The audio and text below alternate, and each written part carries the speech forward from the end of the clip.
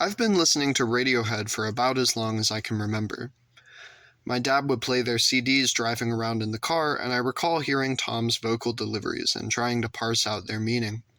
For example, I remember hearing the words duplicate and triplicate and in the second verse of their song Faust Arp and interpreting it as chupacabra chupacabra. Needless to say, they've made an impression on me and my taste in music to an extent that is difficult to overstate.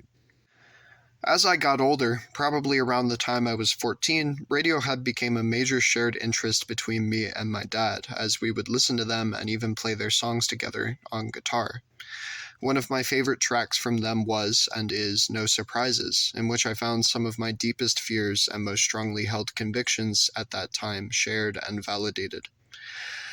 I read out of it an intense yearning for innocence, peace, and domesticity, things that I subconsciously felt had been taken from my own life as I had gotten older and begun to lose the comfort and simplicity of my early childhood. The song communicates these ideals through elements such as the softness of the vocals, the music box-esque guitar part in the opening, and lyrics such as "Such a pretty house and such a pretty garden." It is a nostalgic and romantic life that the speaker is begging to preserve, no alarms and no surprises. At the same time, though, there are hints throughout the song that all is not right, that a kind of compromise is being made here. There's a dialogue in the first verse between the speaker and someone who lists off the various problems afflicting them, a job that slowly kills you, bruises that don't heal, a government that doesn't speak for us, a handshake of carbon monoxide. The speaker's response to this is that they are ultimately willing to tough it out so long as they get their piece of the pie. No alarms and no surprises. As centrists, and I was a centrist liberal at this time in my life, we love compromise, especially when the compromise involves taking the opinions of rich and powerful people into account. In the case of centrist politicians, this is generally in the interests of making money from big-ticket donors, but in the case of rank-and-file liberals, it is generally more nuanced than that. We love the feeling of taking the moral high road, and of this sort of civility being the glue that holds our society, and in some sense ourselves, together. At the time, I really believed that No Surprises basically agreed with me on that premise, even if I wasn't entirely conscious of it.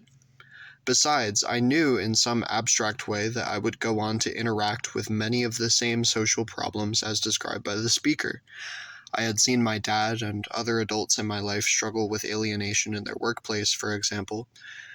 But from my perspective, these problems were basically insoluble. They might as well have been functions of the universe, like Mondays, and this song presented an opportunity to mourn, but not to meaningfully criticize. Now that I'm older, really listening to it again for the first time in a while, I'm struck by an element of the song that I hadn't fully considered before.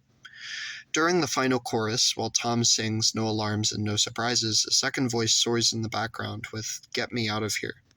I had previously misheard this lyric as Amen, as if the speaker were further praying for the fantasy to be preserved, but I think that Get Me Out of Here presents a far more interesting element to the narrative of the song. It clarifies that the speaker is trying and failing to suppress the part of themselves that knows on a base level that they are getting a raw deal.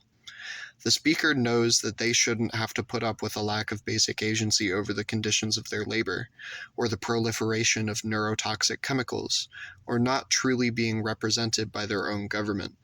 Bad politics and bad institutions are to blame, and in order to solve these problems, they must be replaced with better ones. From this perspective, then, the song constitutes a critique of the very reading that I laid out before, where the facade of peace and civility is in conflict, not with the threat of progressive change, but rather with the material reality of a deeply violent and uncivil society. We as centrist liberals want to be subsumed into the fantasy that the speaker presents, to accept the compromise as he does, but No Surprises reminds us that doing so will not actually help us in the long run. Even if we do get our piece of the pie, it will only be conditional, at the cost of a lifetime of unnecessary suffering and illness. No, the speaker needs to politically ideate, to get out of there, and no matter how afraid they are of what that might look like, they are still unable to deny it, even to themselves.